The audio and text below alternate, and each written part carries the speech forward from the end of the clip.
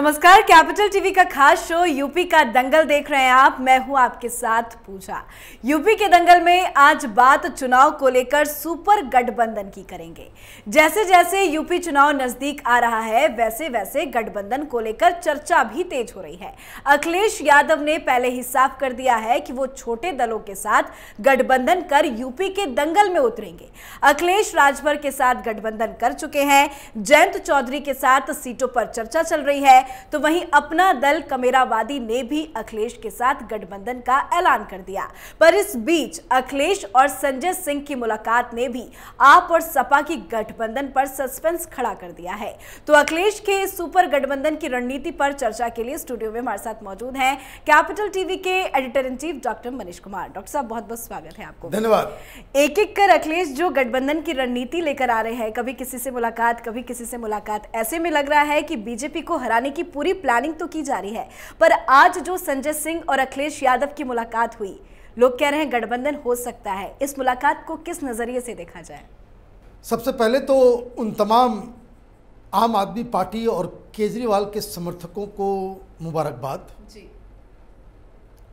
कि जिस केजरीवाल के पीछे ये लोग उसकी महिमा मंडन और उसको एक बहुत बड़ा क्रांतिकारी आंदोलनकारी जो व्यवस्था परिवर्तन के लिए और देश की सेवा के लिए काम कर रहा है, उसको इस बात के लिए मुबारकबाद कि तुम्हारा लीडर वही काम कर रहा है जिसके खिलाफ इसने आंदोलन की। भ्रष्टाचार, गंदगी, परिवारवाद, तमाम तरह की जो कुरीतियां हैं हिंदुस्तान की राजनीति में, उन सबको सहस्र गले लगाने के लिए ये बेचैन नजर आ रहा है।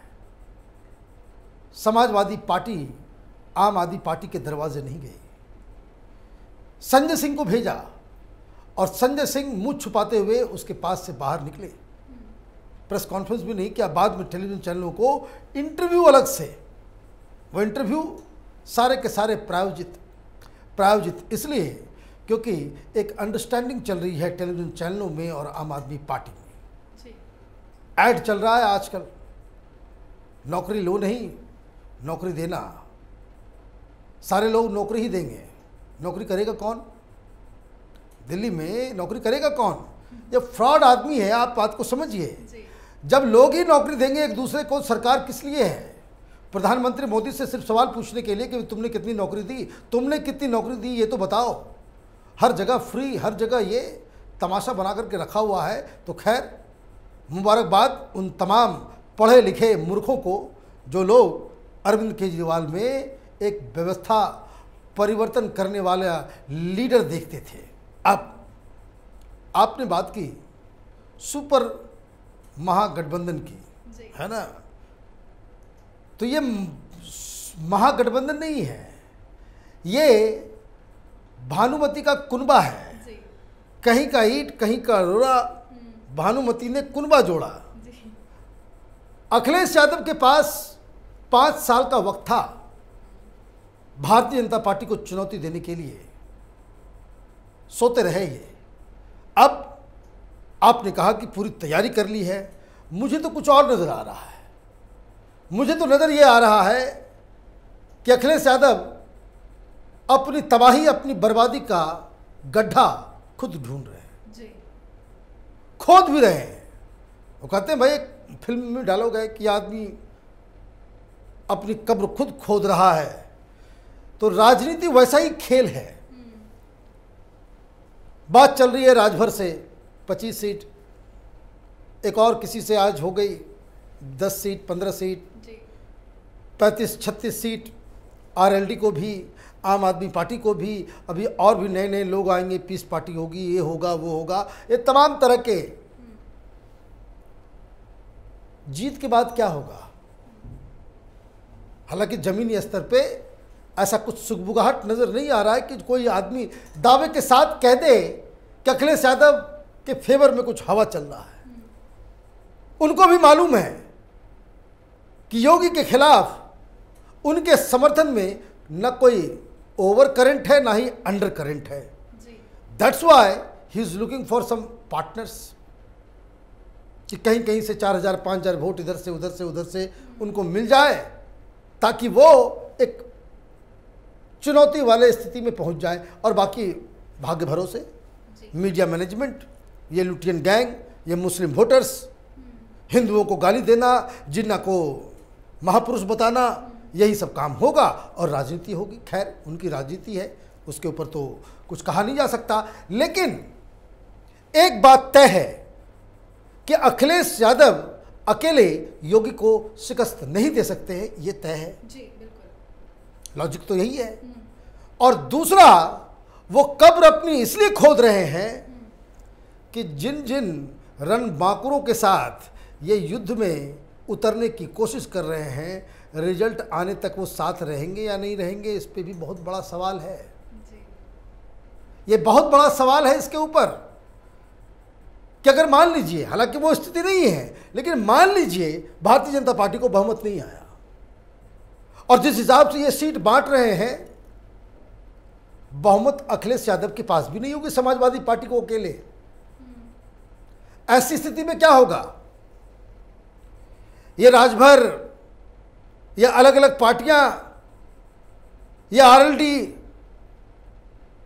ये लोग अखिलेश यादव के साथ ही रहेंगे, इसकी गारंटी कौन दे सकता है? जी।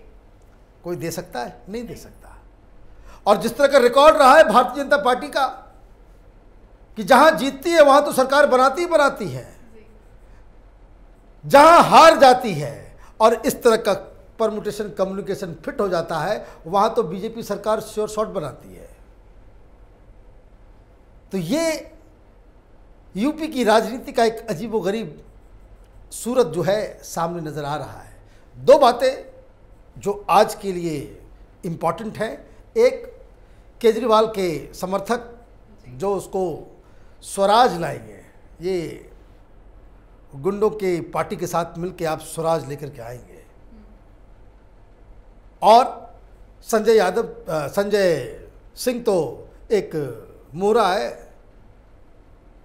उसके पास डिसीजन लेने की शक्ति नहीं है, वो टेलीविजन पर सिर्फ बयानबाजी दे सकता है। वापस वो दिल्ली आएगा, केजरीवाल को बताएगा अखिलेश से क्या बातचीत हुई, उसके बाद फैसला किया जाएगा। और केजरीवाल की जो आदत है वो भी मुंह फाड़ देगा, भाई 100 सीट चाहिए हमको, ओवैसी भी बोल रहे हैं 100 सीट चाहिए, सबको 100 सीट चाहिए, कटोरा लगे के घूमेंगे समाजवादी। ये कहाँ से ये सुपर गठबंधन बनेगा?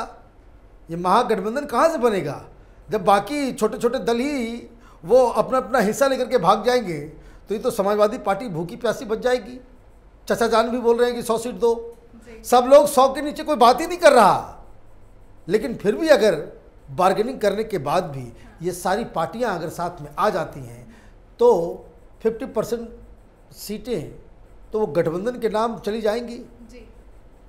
तो अखिलेश यादव की पार्टी अपने आप में बहुमत लाने की स्थिति में नहीं होगी, और चुनाव के बाद जो होगा वो तो कोई गेस नहीं कर सकता कि कौन किसके साथ मिलकर सरकार बनाए। जी बिल्कुल, जिस तरह से सीट शेयरिंग को लेकर अभी रणनीति बना रहे हैं अखिलेश, कभी बात बनती है कभी बिगड़ जाती है। जयंत चौधरी के साथ कहा जा रहा है कि 36 सीटों पर सहमति बन गई है, उन्होंने डिप्टी सीएम का भी पद मांग लिया है।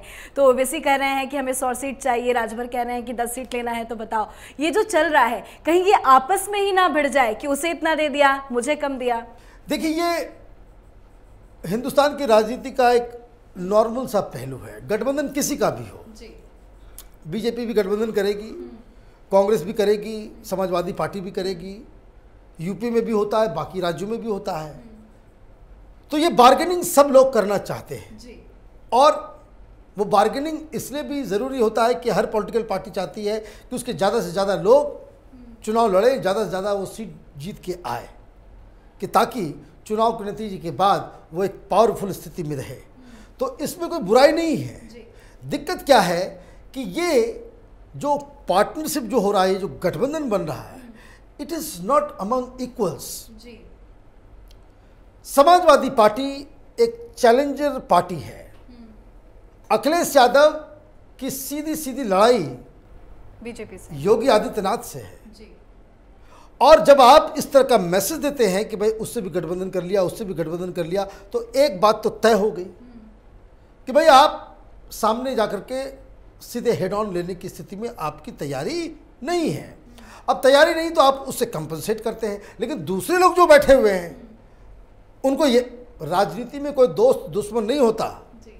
अब जो लोग उधर बैठे हुए हैं उनको लग रहा हो कि भाई ये तो फंस गया, अकेला जाएगा तो हार जाएगा, उसको ज़रूरत है पार्टनर्स की, तो हम क्यों कॉम्प्रोमाइज़ करें। अब राजभर तय करेंगे कि ओवैसी को कितनी सीट देनी है। मतलब ये अजीबोगरीब स्थिति है। वो तो मुसलमान वोटिंग टैक्टिकल तरीके से करता है कि जो भारतीय जनता पार्टी को, मुसलमानों के साथ क्या दिक्कत है कि वो अपने लिए नहीं वोट करते, वो बीजेपी को हराने के लिए वोट करते हैं, तो वो अलग स्थिति बन जाती है। अदरवाइज मुसलमानों का वोटिंग पैटर्न अगर खुद के लिए, खुद के विकास के लिए, खुद की नौकरी के लिए, खुद की शिक्षा के लिए अगर करना हो, तब तो ओवैसी के पास बहुत सारी सीटें आ जाएंगी। लोग उसको वोट ना दें, लेकिन मुस्लिम समाज में ओवैसी की अपनी क्रेडिबिलिटी है।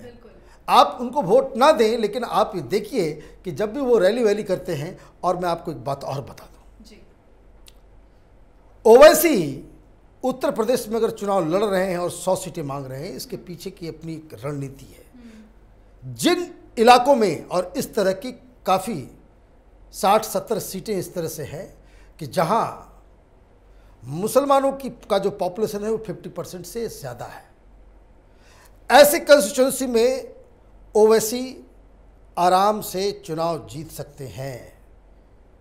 इस बात को समझिए। बिहार में जब वो चुनाव लड़ने गए, सारे लोगों ने कह दिया कि भाई ये तो बीजेपी का दलाल है, ये है वो है। 6 सीटें वो जीते, मुश्किल से 15-20 सीटों पे वो चुनाव लड़ रहे थे। चुनाव था किन किन इलाकों को, जो मुस्लिम बहुल इलाका है। ये 6 की 6 सीटें कहाँ से आई? ये 6 की 6 सीटें आई हैं आपको कटिहार, पूर्णिया, किशनगंज, इस इलाके से। वहाँ मुस्लिम पॉपुलेशन 50% से ज़्यादा है, कहीं के तो 60%, 70% के आसपास उस कंस्टिट्यूंसी से ओवैसी जीत के आ गए। आप कहते हो कि भाई ये बीजेपी के दलाल हैं। जिन जिन जगहों पे ओवैसी को कुछ भी वोट आया, वहाँ भारतीय जनता पार्टी नहीं जीती। क्यों? क्योंकि मुस्लिम्स वहाँ पे ओवैसी को उन्होंने वोट नहीं दिया, उन्होंने आरजेडी को वोट दिया, आरजेडी जीत गई। दूसरी पार्टी जीती, एनडीए को सीट नहीं मिला जहाँ जहाँ ये चुनाव लड़ रहे थे। मतलब ये कि ओवैसी ने एक नया फार्मूला ईजाद कर लिया है। वो कॉन्स्टिट्यूंसी जहाँ 50% से ज़्यादा मुसलमान हैं, जहाँ इस बात की चिंता नहीं है कि मुस्लिम वोट बट गया तो भारतीय जनता पार्टी जीत जाएगी, जहाँ कोई कन्फ्यूज़न की स्थिति नहीं है मुसलमानों के बीच कि भारतीय जनता पार्टी यहाँ से जीत भी सकती है, वैसी स्थिति में भारतीय ओवैसी को मुसलमान पूरी तरीके से वोट दे देते हैं। 60-70 सीटें हैं यूपी, वेस्टर्न यूपी और ईस्टर्न यूपी मिला करके, जहाँ पे वो इस तरह का गेम जो उन्होंने बिहार में किया, वो गेम वो करेंगे। और यही दिक्कत है कि वो जो सीटें जाती है, वो नुकसान किसको होता है? वो तथा कथित सेकुलर पार्टियां। हिंदुस्तान में कोई सेकुलर पार्टी नहीं है, मेरा एकदम फर्म बिलीव है। हिंदुस्तान में कोई भी पार्टी सेकुलर नहीं है, लेकिन खुद को ये सेकुलर कहते हैं। हिंदुस्तान में मुस्लिम वोट बैंक की प्यासी, मुस्लिम परस्त राजनीति, अपीजमेंट करने वाली पॉलिटिकल पार्टीज़ हैं जो खुद को सेकुलर बताती हैं। और मज़ेदार बात यह है कि ये लोग मुसलमानों के लिए कुछ करता भी नहीं है और मुसलमान उनके पीछे पीछे चक्कर लगाते रहते हैं। तो ये ओवैसी का स्टाइल है। जो बात मैं कह रहा हूँ, यही ओवैसी के प्लान का, ओवैसी के कैंपेन का मुख्य जो है वो केंद्र होता है। जी बिल्कुल, लेकिन इन सब चीज़ों से सर एक चीज़ तो क्लियर है कि सपा अपने दम पे चुनाव नहीं लड़ सकती, वो अलग अलग दलों के साथ गठबंधन कर रहे हैं। ऐसे में अब सपा का अस्तित्व क्या बचा है? देखिए, सपा तो एक स्ट्रांग पार्टी है वहाँ पे। सपा भारतीय जनता पार्टी की अल्टरनेटिव पार्टी तो है, इसमें डाउट ही नहीं है। लेकिन मैं बार बार इस बात को कहता हूँ कि अल्टरनेटिव आप कैसे बनते हैं। यहाँ तो कोई गुंडागर्दी का सिस्टम है नहीं, आपको तो वोट से ही सत्ता परिवर्तन करना होगा।